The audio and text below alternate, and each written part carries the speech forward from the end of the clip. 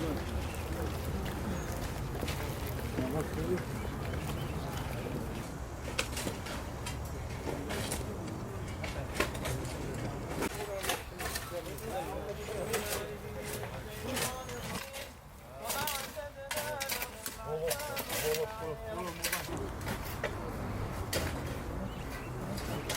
روز سه روز پیش، دو روز بلکه با تلفن همراهشان صحبت کرده بودم.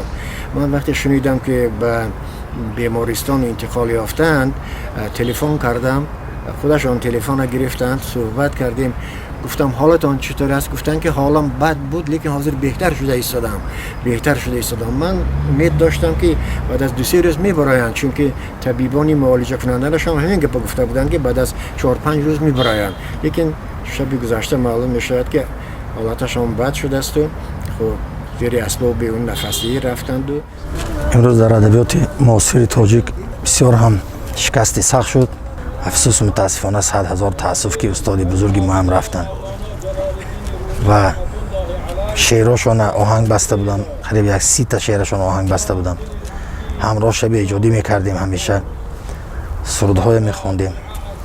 صد افسوس که امروز ما استاد برای آخرت بسیل میکنیم، جایشون جنت باشد.